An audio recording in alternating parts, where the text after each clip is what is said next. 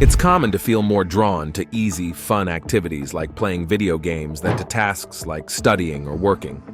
Even though we know the latter will benefit us in the long run, they often feel like a bigger challenge. The reason seems pretty straightforward. Easy activities require less effort, while things like studying or working demand focus and hard work. But then there are those people who seem to handle tough tasks with ease. So why do some people feel more motivated to tackle difficult things? One possible explanation lies in a brain chemical called dopamine. In this video, let's talk about dopamine and its role in keeping us motivated in our daily lives. But before we start, don't forget to subscribe to the channel and tap the bell button so you won't miss any of our videos.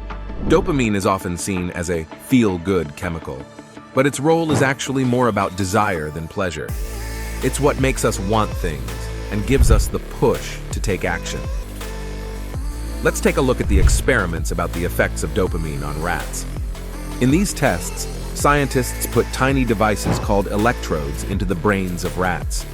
Whenever a rat pulled a special handle, these devices sent signals to the happy part of the rat's brain. What's really interesting is what happened afterward. The rats started really wanting that feeling. They kept pulling the handle over and over, even until they were really tired. They were so into it that they didn't care about anything else, like eating or resting. But here's the really fascinating part. When the scientists stopped a special chemical called dopamine from being released in the rat's brain's happy centers, the rats became extremely lazy. They didn't feel like doing simple things like eating, mating, or doing anything fun. It was like they had completely lost interest in living. What's interesting is that even though the rats didn't seem interested in looking for things that made them feel good, when food was given directly to them, they still happily ate it. This suggests that they could still enjoy things that made them happy, but they just didn't feel like going after those things themselves. These experiments highlight just how important dopamine is for our motivation and our desire to pursue rewarding activities, even basic ones like eating and drinking. While the experiments might seem extreme, they give us valuable insight into the crucial role dopamine plays in our behavior. You can see similar effects of dopamine in people. Basically, your brain decides how important something is based on how much dopamine it thinks it will get from it. If something doesn't give your brain much dopamine, you won't feel very excited to do it. But if something gives your brain a lot of dopamine, you'll want to do it again and again, sometimes making it a habit. So what kinds of things make your brain release dopamine? When you think something might make you feel good, your brain releases dopamine. But if the reward doesn't come quickly, your brain doesn't release as much. For instance, before you eat comfort food, your brain gives you a burst of dopamine because you believe it will make you feel better, even if it doesn't in the end. Your brain doesn't mind if what's causing the dopamine isn't good for you. It just craves more of it. The most intense dopamine rushes come from unexpected rewards. That's why it's tough to quit gambling on a slot machine. You never know when you might hit the jackpot. The same goes with drug addicts. They understand it's harmful, but they crave more because it floods their brain with dopamine. In today's digital age, we're constantly bombarding our brains with high levels of dopamine every day, often without even realizing it. Activities such as scrolling through social media and playing video games all trigger the release of dopamine because we anticipate some form of reward from them. That's why we're always glued to our phones, eagerly waiting for a notification or message. But here's the thing, even though it might not seem bad at first, always chasing after dopamine hits can make us feel worse in the long run. Our bodies come equipped with a natural system called homeostasis, which works to keep our internal conditions in balance. When it's chilly outside, our body temperature drops, and we start shivering to generate warmth. Conversely, when it's hot, we sweat to cool down. The aim is to maintain a stable temperature of around 37 degrees Celsius. But homeostasis also affects tolerance. Let's take alcohol as an example. Someone who rarely drinks will feel intoxicated quickly, whereas a regular drinker requires more alcohol to experience the same effects. This is because their body has developed a tolerance. They've become less responsive to alcohol's effects. The same idea goes for dopamine. When your body gets used to having lots of dopamine around, it starts to decrease the number of dopamine receptors. This means that high dopamine levels become the usual thing. As a result, you develop dopamine tolerance, where you need more dopamine to feel as satisfied or happy as before. This can be a big problem because activities that don't give you much dopamine don't keep your attention anymore. It gets tougher to get yourself to do them because they seem dull and not as fun compared to activities that give you a lot of dopamine. For instance, many people would rather play video games or surf the internet than study or work on their business. Video games and internet browsing are fun because they release a bunch of dopamine, which makes us feel good and relaxed.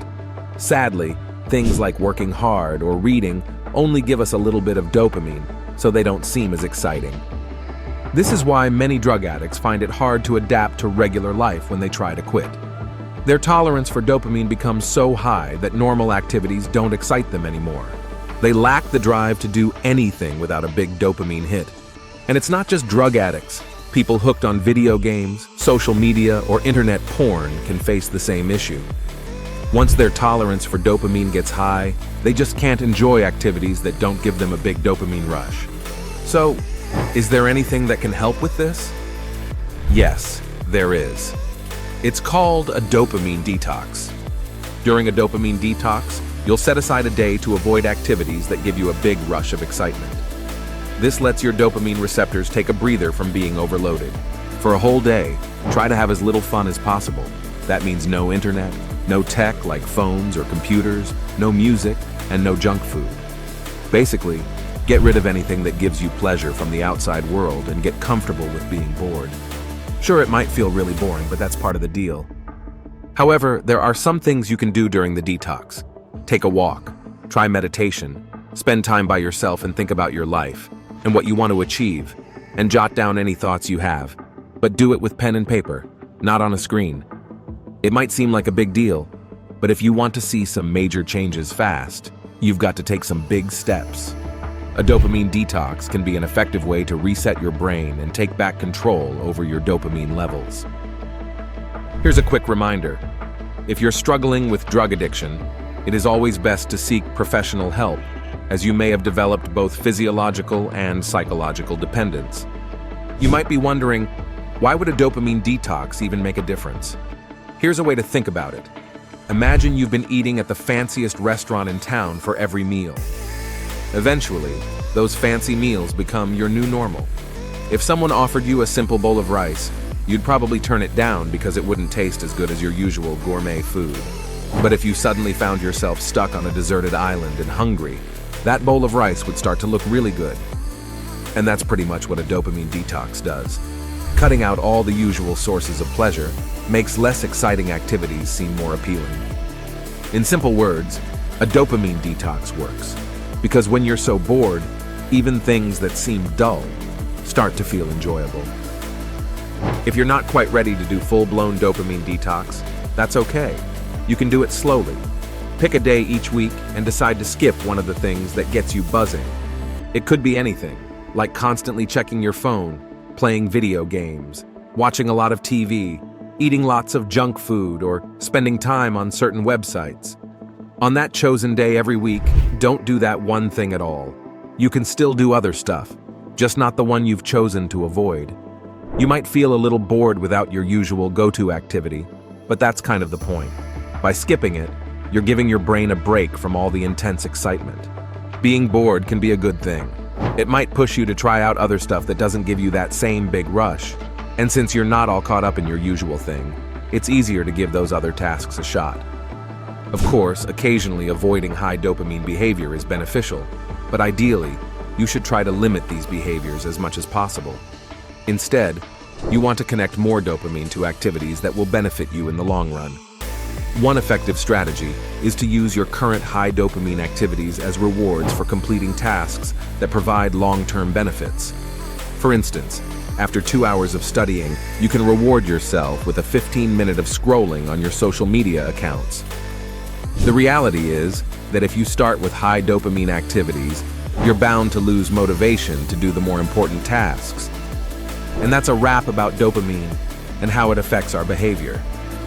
We hope that this video is a big help in understanding better your daily actions. If you want to see more videos like this, don't forget to subscribe to the channel and tap the notification button to stay updated on what's new.